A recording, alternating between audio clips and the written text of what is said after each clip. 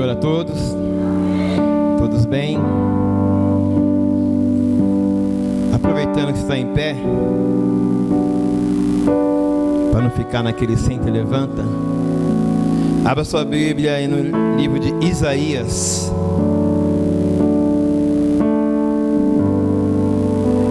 Capítulo 26.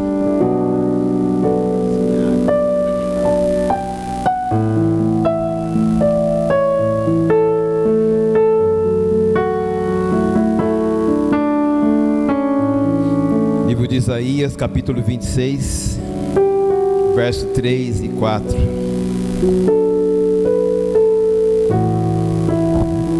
Nós vamos dar continuidade à nossa série aí de estudos da palavra, fruto do Espírito. Já falamos sobre obras da carne, sobre fruto do Espírito, falamos sobre amor, sobre a alegria. Hoje vamos entrar no terceiro tema aí, que é a paz. Amém? Isaías capítulo 26, verso 3.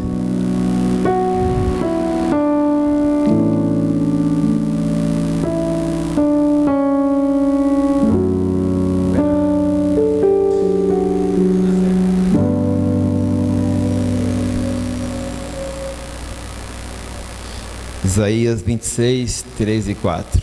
Amém. Tu conservarás em paz aquele cuja mente está firme em ti, porque ele confia em ti. Confiai no Senhor perpetuamente, porque o Senhor Deus é uma rocha eterna. Amém? Eu vou ler aqui, após mim o irmão repete. Tu conservarás em paz aquele cuja mente está firme em ti, porque ele confia em ti. Porque ele confia em ti. O Senhor Deus é uma rocha eterna. Amém. Desocupe tuas mãos e aplauda o Senhor bem forte. Pai, te louvamos nessa noite. Bendizemos o teu santo nome. Declaramos que tu és Rei dos reis, Senhor dos senhores. Fala conosco, Pai. Estamos com nossos ouvidos abertos, nosso coração aberto para ouvir a tua voz, Pai. Fala com cada um de nós da maneira que tu queres, Jesus. Usa-nos como canal de bênção, Senhor. E abençoa a vida dos seus filhos nessa noite, poderosamente. Amém. Podemos assentar. Então, como disse, nós damos continuidade aos nossos estudos. Já falamos na primeira semana, até repetimos essa mensagem no domingo. Amar como Jesus amou é possível. Na quarta-feira passada nós falamos sobre a alegria, amém? É possível ter alegria na dor, é possível ter alegria na tristeza. A Roberta me corrige daqui a pouco, não é tristeza, é tristeza.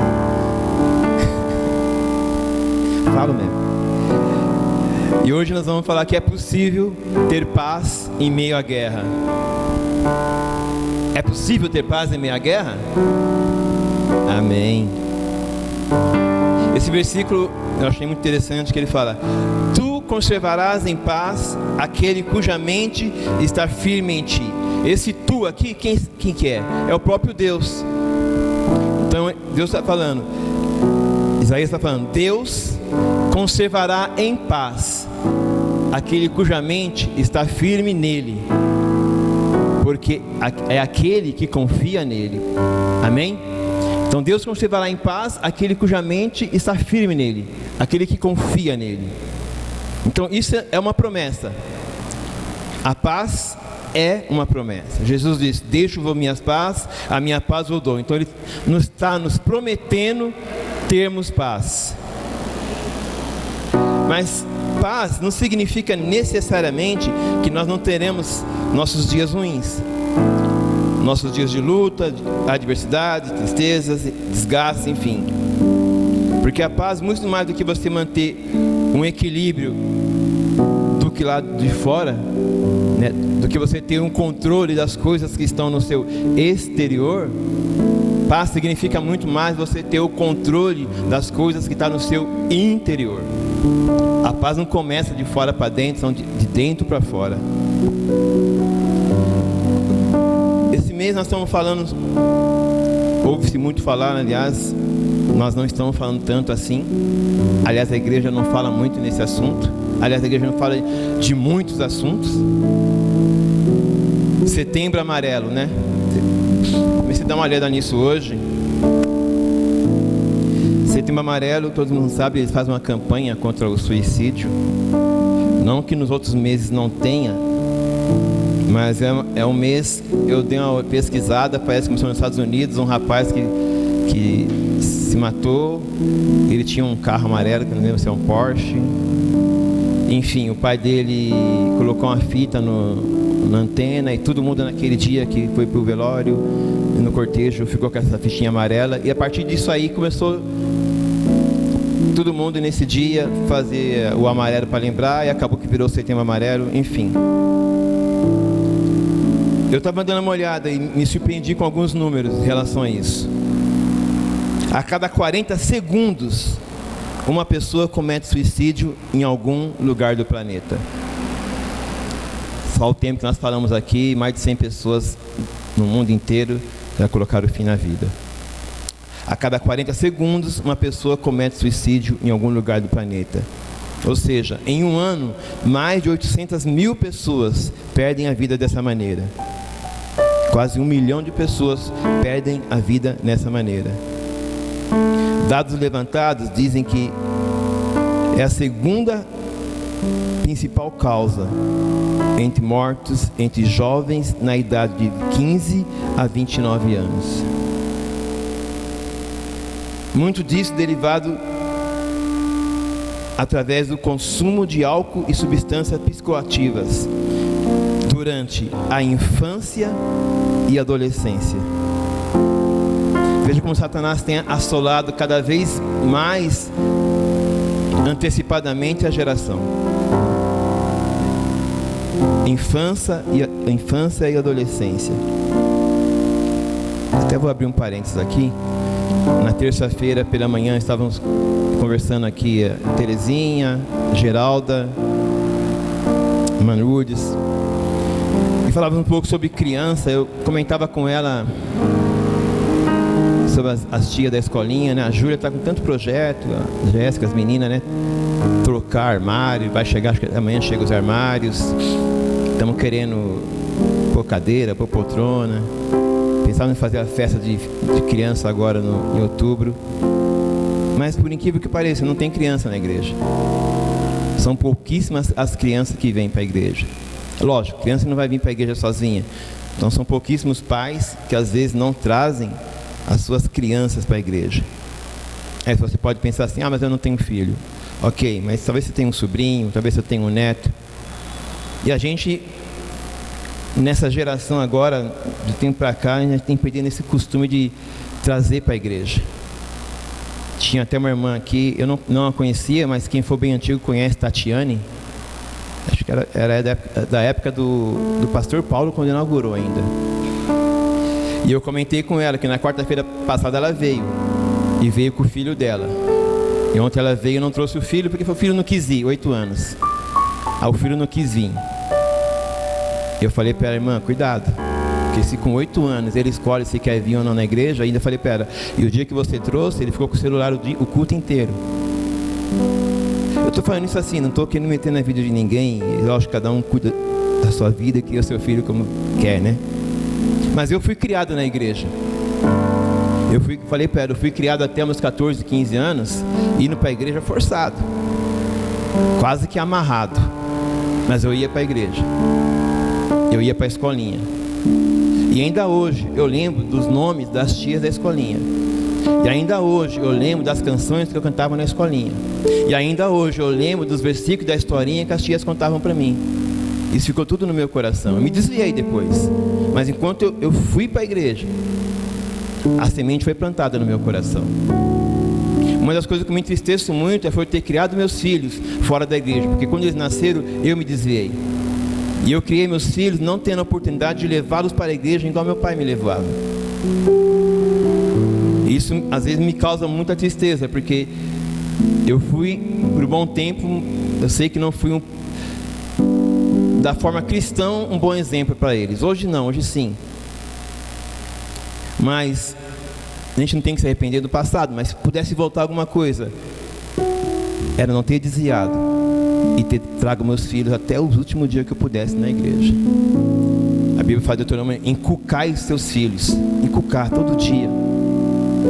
Ensina a orar, ensina a ler um salmo, ensina a ler um versículo. A gente vai não pondo limite, a gente vai deixando. Hoje ele não quer vir, deixa ele assistir na televisão, deixa ele no celular.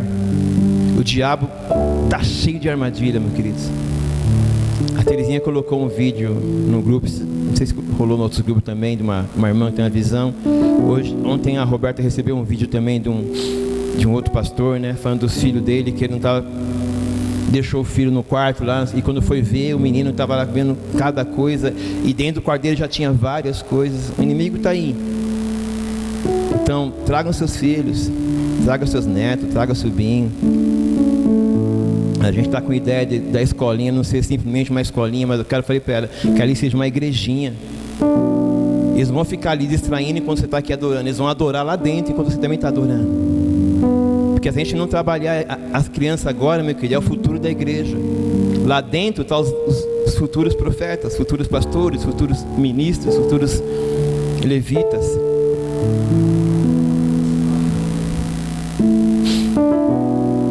No Brasil, o suicídio cresceu em torno de 12%. Em 2022 foram registrados 16.262, em média 44 mortes por dia. O Brasil é o terceiro maior causa de mortes no país. Isso nos coloca numa posição no ranking mundial em 8º lugar. É muita coisa. Por que eu estou falando sobre esse tema amarelo? Porque muitas vezes são, igual eu falei, assuntos que a gente não trata. A igreja, alguns assuntos fica meio tabu, e a gente finge que não está vendo, finge que não está acontecendo. Não só como suicídio, mas como depressão, homossexualismo, ideologia de gênero. Cada dia mais isso está sendo exposto lá fora, e as crianças estão sendo inculcadas com isso. Ontem eu estava conversando com uma pessoa, ela falava sobre isso. Cara, ela tinha que mudar o filho de escola, porque todo mundo lá, o banheiro, as escolas estão colocando banheiro unissex já, né? Então tem um banheiro lá que vai menina, e essa irmã falou que chegou em casa, a filhinha dela foi no banheiro fazer o xixizinho dela, estava fazendo em pé. Ela foi na sentada, falou, meu amiguinho faz em pé. Como você sabe? É porque eu vi no banheiro. E ela foi no colégio e a professora falou, não, agora o banheiro é unissex. Vocês estão entendendo? Se a gente não inculcar, se a gente não educar, o mundo educa. O mundo educa.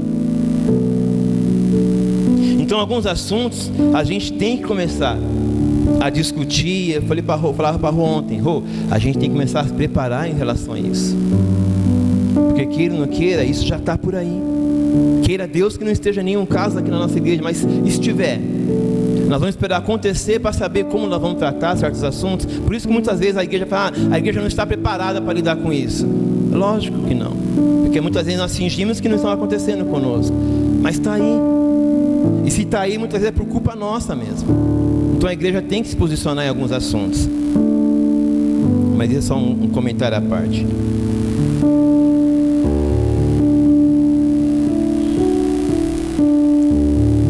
A depressão, a ansiedade, burnout, transtorno, suicídio, trauma, violência familiar, e são tantas outras questões que afetam pessoas de todas, nação, classe, religião, credo. Esses dias, como eu tenho pesquisado muito sobre pastor, e comecei a pesquisar muito sobre isso também, aí a internet é fogo, né? Você pesquisa uma coisa, começa a sugerir outras, né? E como eu pesquisei pastor e pesquisei suicídio, começou a aparecer um monte de pastor para mim se suicidando. E eu fiquei abismado o quanto de pastores que se suicidou e se suicidam ainda, né? Uma das coisas que eu vi lá, eles falando que pastor é um ser solitário. Eu falei, eu não. Eu não vou ser solitário, não. Eu tenho um monte, igual Roberto Carlos também não, né? Eu não quero ter 1 milhão de amigos, não precisa tanto. Mas a gente não tem que ser solitário, não. A Bíblia nos fez dependente um dos outros. Por isso nós somos chamados corpo de Cristo. Por isso que no domingo todos os obreiros aqui em cima, porque eu não sou sozinho. Precisamos um dos outros. Você precisa desse irmão que está do seu lado, esse irmão do lado precisa de você. Amém? E tudo que eu venho falando nesse assunto, mas aproveitar o gancho do Setembro Amarelo, mas voltando para a paz. Como ter paz nesses dias tão maus, dias tensos? E ouvimos muito falar de paz. A paz mundial. A paz que todos perseguem. Volta e meia você vai ver aí os líderes se reunindo em órgãos como ONU, OTAN. E eles se reúnem em busca de achar a paz mundial. Mas não encontram, porque até para achar a paz mundial, eles acabam fazendo o quê? Guerras, né? Eles querem com armas e canhões e bombas gerar a paz. Essa guerra que não acaba nunca aí, Ucrânia e Rússia. Aí os Estados Unidos, para ajudar a ficar em paz, mandou arma para a Ucrânia. Ontem a Coreia do Norte já estava lá ali conversando com a Rússia. Ou seja, eles querem gerar paz através das guerras, né? E nunca vão gerar paz, porque a verdadeira paz está em Deus. A Bíblia fala, uns confiam em carro e em cavalos, nós confiaremos no Senhor. Então a verdadeira paz só está em Deus. Salmo 91:1 diz assim: aquele que habita no esconderijo do Altíssimo, à sombra do Onipotente descansará. Existe um lugar de paz. Existe um lugar de paz, à sombra do Onipotente, no esconderijo do Altíssimo. Deus é o nosso lugar de paz. Por isso que no verso 4 ele fala: Deus é a nossa rocha eterna. Nós precisamos aprender a desfrutar dessa paz, mesmo em tempo de guerra, mesmo no meio das adversidades. Como eu falei, não é o exterior que comanda o nosso interior, mas nós podemos, o que carregamos, estamos falando do fruto do Espírito. A paz que há em nós tem o poder de mudar o exterior. Falávamos aqui domingo na mesa da banda sobre você ser influência ou você ser influenciador. No mundo vai ser sempre assim: ou você está sendo influenciado por alguém, ou você está influenciando alguém. A paz não vem de fora para dentro, e sim de dentro para fora. Jesus fala assim em João 16:33: tenho-vos dito isto para que em mim tenhais paz. Em mim tenhais paz. Depois ele completa: no mundo tereis aflições, mas tende bom ânimo, eu venci o mundo.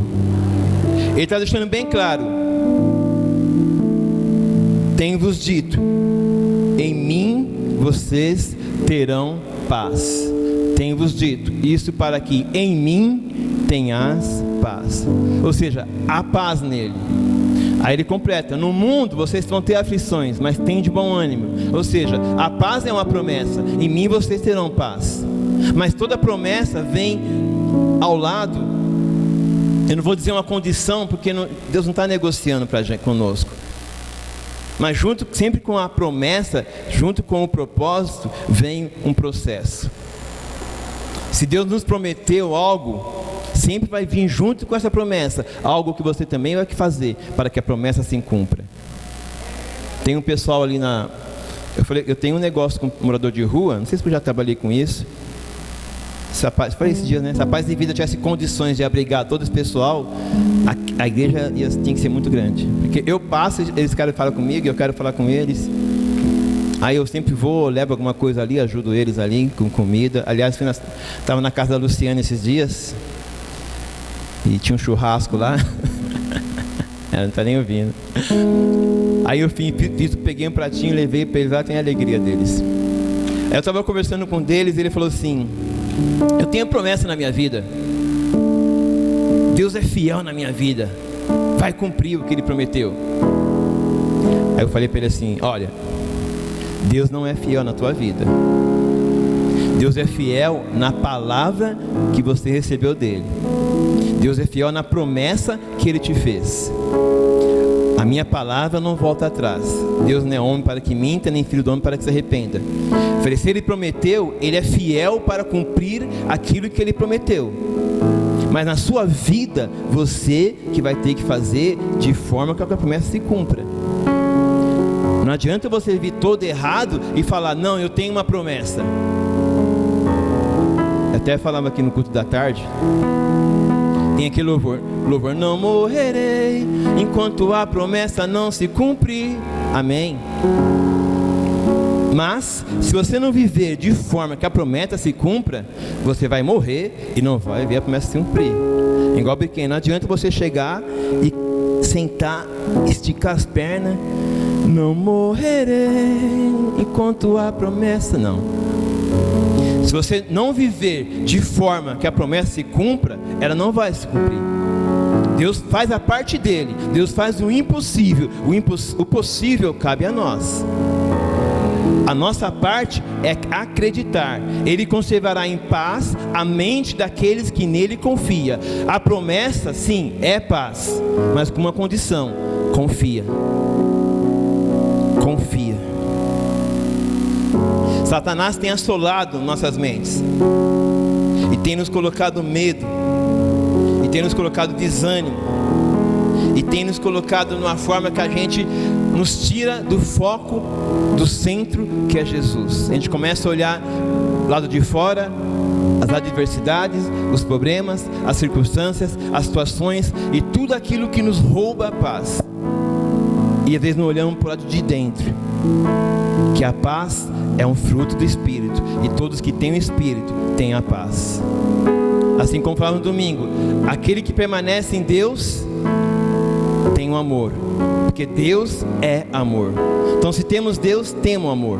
Se temos Deus, temos alegria. Se temos Deus, teremos paz. Amém? Vamos ler Marcos capítulo 4, 35.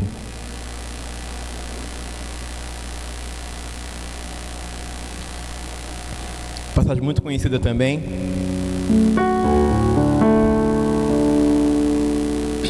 Naquele dia, sendo já tarde, disse-lhes: passemos para a outra margem. Jesus está falando assim: olha, vamos para o outro lado. Ele não está mandando, vamos para o outro lado. Ele está falando, passemos, vamos. Ou seja, ele estaria junto. Eles, deixando a multidão, o levaram consigo. Jesus foi com eles. Assim como estava no barco, e havia também com ele outros barquinhos.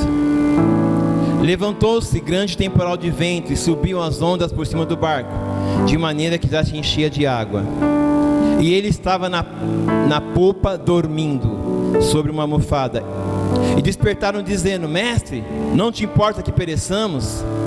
E ele, despertando, repreendeu o vento e disse ao mar: cala-te, aquieta-te. E o vento se aquietou e houve grande bonança. E disse-lhes: por que sois tão tímidos? Ainda não tendes fé? Ou seja, ainda vocês não creem? Sentiram um grande temor e diziam uns aos outros: mas quem é este, que até o vento e o mar lhe obedecem? Veja que todo mundo já conhece essa passagem. Jesus fala para ele: passamos para o outro lado. Jesus vai junto com eles. E aí no meio desse trajeto, a Bíblia fala que vem grandes ondas, uma tempestade, e começa a balançar o barco, quase que já entrar dentro do barco. E onde estava Jesus? Onde estava Jesus? Onde? Você veja, a pergunta é: onde estava Jesus? E não o que Jesus estava fazendo. A gente está preocupado com o que Deus está fazendo. A gente está preocupado com as situações. A gente se esquece, ele estava no barco.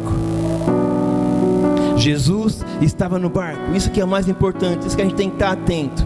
A todo momento ele fala, passamos por outro lado. A todo momento ele fala, estava com ele. Jesus estava no barco. O dormindo é que ele está dizendo, não se preocupe, não se anseie. Eu estou contigo, eu estou no barco. Mas nós estamos olhando para as tempestades. Nós estamos olhando para o lado exterior, quando a paz está dentro. Nos preocupamos com o que Deus está fazendo, com o que está acontecendo, não estou entendendo, não é a minha vontade, não é o meu querer. Olha esse vento, olha essa nuvem, olha esse mar, olha esse problema, essa luta. E esquecemos que Deus está no barco. Jesus estava no barco, isso bastava. Bastava crer para estar em paz. Então não era falta de paz, era falta de fé. Jesus fala para ele, se tivesse fé, não estariam com medo. E tanto que eles falam, quem é este que até o mar e o vento obedecem? Eles viam o mar e viam o vento, reconheciam, mas aquele que estava dentro, eles não tinham o conhecimento de que ele tinha poder para acalmar toda a tempestade. Ele tinha o poder para acalmar todo o mar revolto, as tempestades que estão dentro de nós, as lutas e as guerras que estão dentro de cada um de nós. Ele tem poder para acalmar todas as nossas tempestades. A maior batalha não está no exterior, está dentro de cada um de nós. Romanos 12:1, não se conformeis com esse mundo, mas transformais a vossa mente, para que vocês possam viver a boa, perfeita e agradável vontade de Deus. Transformai as vossas mentes, é de dentro para fora. Não que não devemos nos preocupar com o que acontece lá fora. Sim, não temos que viver alienados, mas o nosso medo não pode ser maior que a nossa fé. A paz é para aqueles que confiam. E aquele que confia vai ter uma mente e um coração em paz.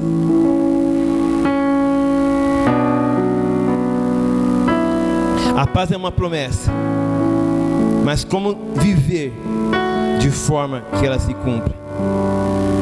Deus prometeu conservar em paz, mas para que essa paz verdadeiramente aconteça dentro de nós, a nossa parte é transformar, é nos esforçar. Jesus fala assim em João 14:27: deixo-vos a minha paz eu vos dou. Novamente, existe aí uma promessa.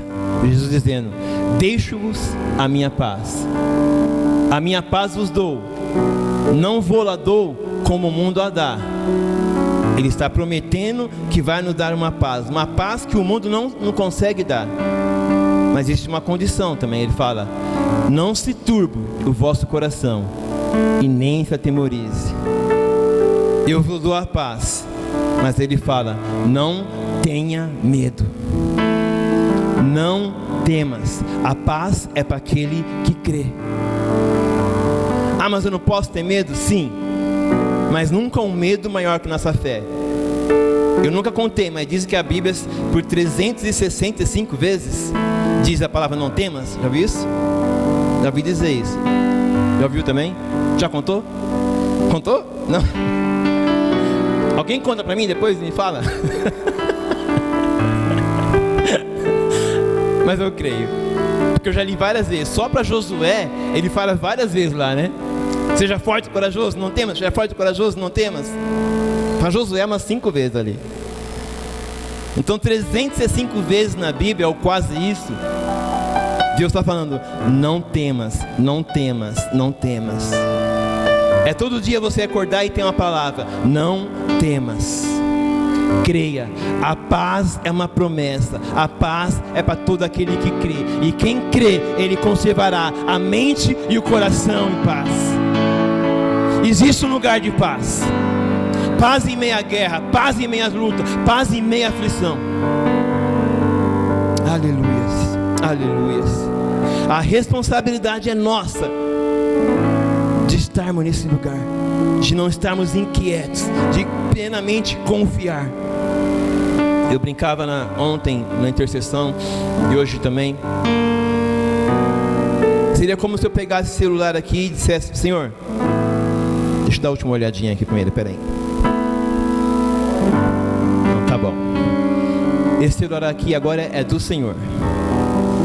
E eu confio que Ele vai cuidar do celular. E eu não vou nem me preocupar mais com ele, porque eu sei que ninguém vai chegar ali e mexer. E eu também não... Peraí. Não, vai ficar agora para o Senhor. Eu não vou me preocupar mais com ele. Eu não vou estar ansioso. Peraí. Você entende isso? Muitas vezes nós queremos entregar para o Senhor e falar que eu confio, mas toda hora você quer ir lá dar uma olhadinha se está certo, se está do jeito que você quer, se chegou alguma coisa diferente, se mudou o destino. É quando criança, né? Imagina o Nicolas e o João jogando videogame e fala: agora é a sua vez. E daqui a pouco tá ele pegando você. Não, peraí, mas... É assim, João? Ele deixa você jogar ou ele fica pegando o controle? Pega o controle? Tá vendo? É assim. A gente faz com Deus isso também. Senhor, tu está no controle da minha vida. E daqui a pouco você... Não, espera um pouquinho só. Vamos por aqui. Deus falou para Noé assim: Noé, faça uma arca. Eu não sei as medidas, mas ele fala, ó, tanto de comprimento, tanto de altura. Fala a madeira, fala como que ele ia rejuntar, e vai falando, e vai dando todas as coordenadas, como que Noé tinha que fazer a tal da arca. Depois fala para Noé: Noé, vai pegando de 2 em 2, junta os animais, Noé, e Deus vai dando todas as primícias e as condições e as orientações para que Noé fizesse ali a arquitetura, esqueci a palavra lá, como que é aquilo? Betume, né? Betume para impermeabilizar. E no fim a Bíblia fala que Deus vai e fecha a porta. E está lá Noé lá dentro. Deus deu toda a direção de como construir. Mas Deus não falou Noé como é que ele ia fazer para dirigir. A arca não tinha direção. Quem dirigia era Deus. Quem dirigia era Deus. Deus só falou para Noé: Noé, faz, creia e vai em paz. Talvez se Noé estivesse no leme ali, né? Leme, né? Talvez ele queria ir do jeito que ele quisesse, e escolheu o lugar de parar, o lugar para dar uma descansada, e vai desviar daqui. E não foi uma viagem tranquila. Não imagina o Noé num barquinho, cavarinha de pescar, né? Não. Era um dilúvio que cobriu toda a face da terra. Então imagino muitas ondas, muitas tribulações. E Noé em paz, porque o controle estava na mão de Deus. Amém?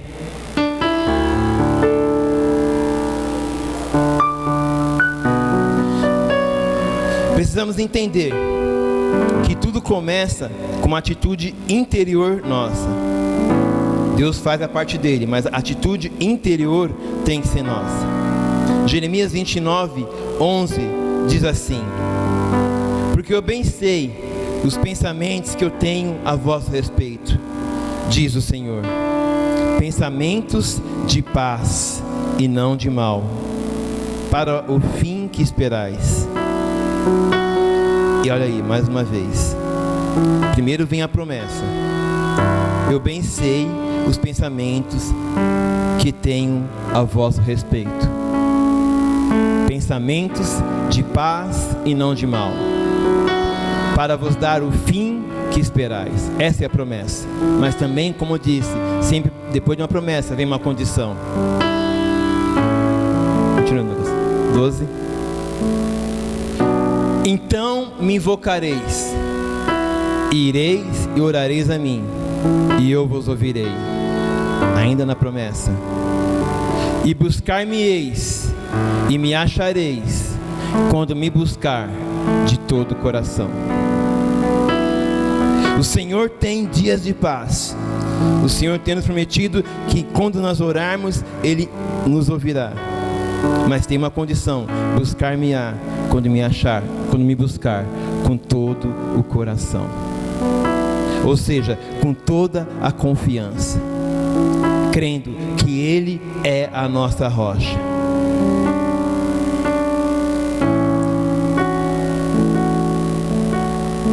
Tem muita coisa aqui, a vida não acaba, mas essa mensagem também, assim como repetir do amor, no outro domingo eu trago ela mais completa. Eu anotei muita coisa aqui, mas vamos lá, vamos em Hebreus capítulo 11, 33.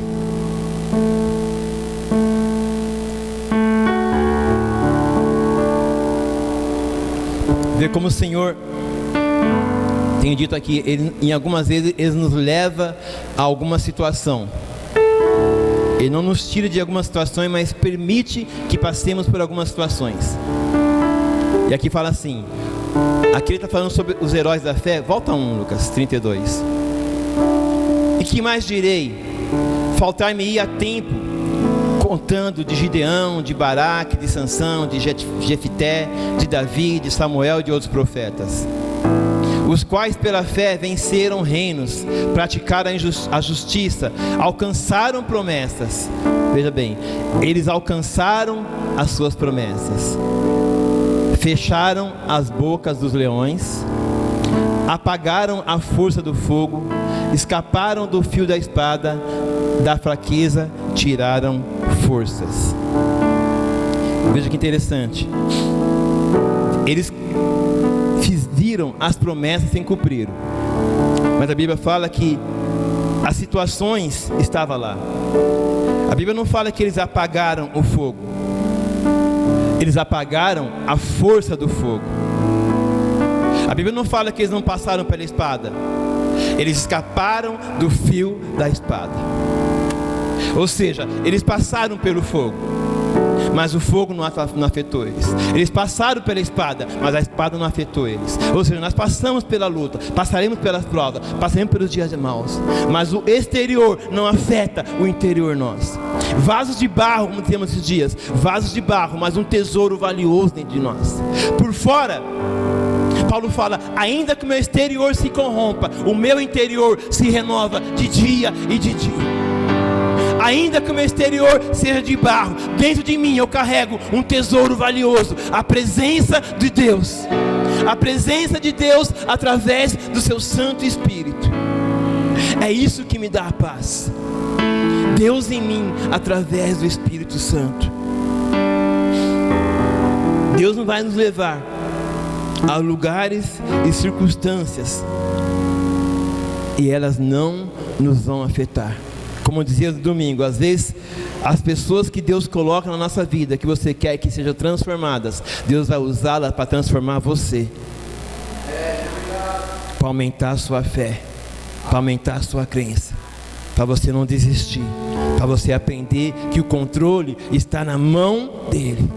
E a única forma de você entender que os controles estão na mão dele é quando Deus tira da tua mão o controle. E aí você vai entender, o controle não está na minha mão, o controle está nas mãos de Deus. Recentemente passamos por essa pandemia e todo mundo viu o quanto nós somos pequenos em relação à vontade e à permissão de Deus. E não importava o dinheiro que tinha, não importava o poder que tinha. Quando a pandemia viu, todo mundo correu para dentro e teve que colocar máscara. A última palavra é dele. A última palavra é dele. E só nele encontraremos a verdadeira paz. Todos nós teremos problemas, desafios, mas ele nos ensina a nos comportar de uma forma que os problemas externos não mude a essência da que nós somos. A nossa fé tem que ser maior que o nosso medo. Amém?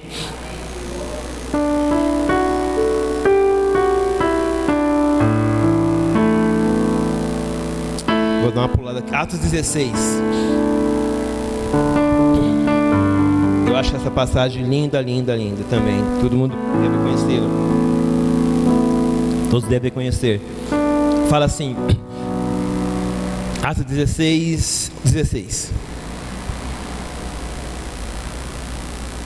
E aconteceu que indo nós à oração, onde estava indo? Aconteceu que indo nós à oração, nos saiu ao encontro uma jovem que tinha espírito de adivinhação. ao qual, adivinhando, dava grande lucro aos seus senhores. Esta, seguindo a Paulo e a nós, clamava dizendo: esses homens que nos anunciam o caminho da salvação são servos do Deus Altíssimo. E ela fez por muitos dias. Mas Paulo, perturbado, voltou e disse ao Espírito: em nome de Jesus Cristo te mando que saia dela. E na mesma hora ele saiu. Veja a situação. Paulo e Silas, eles estavam indo à casa de oração. Verso 23. Depois que eles fazem isso, essa mulher dava muito lucro para a cidade. E os donos daquele negócio da mulher ficam com muita raiva. E o que eles fazem? No 23 diz assim: depois de serem severamente açoitados, foram lançados na prisão.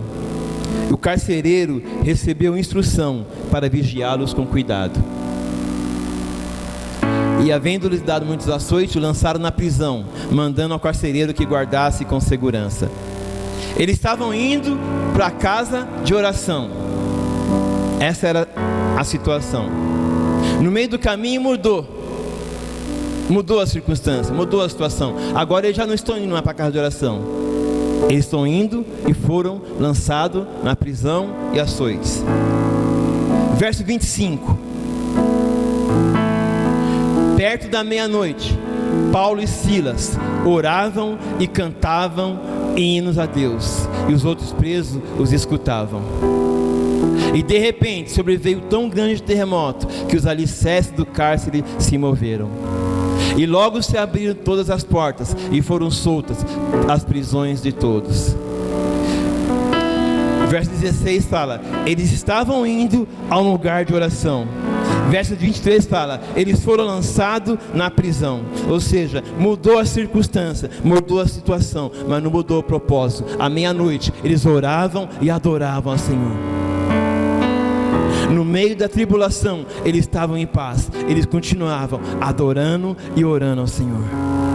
Porque as circunstâncias não mudam o propósito. O processo não muda o propósito. Não entendemos tudo que passamos. Ministramos aqui na primeira Santa Ceia, no Dia dos Pais, dos porquê e para quê. Todos os porquê passamos, existe um para quê Deus está fazendo isso. Paz em meia guerra. À meia-noite, presos, chicoteados, eles não murmuravam, eles não reclamavam, eles não questionavam, eles estavam orando e adorando. É possível ter paz em meio à guerra? É possível adorar no meio à guerra? Deus conservará em paz o coração, a mente daquele que está firme, porque nele confia. Basta confiar, meu querido. Basta confiar em Deus e nós teremos paz. A paz é uma promessa. A paz é uma promessa. E a condição é crer. De novo, Kaique, é crer para ver. É crer para ver. Vamos ficar de pé.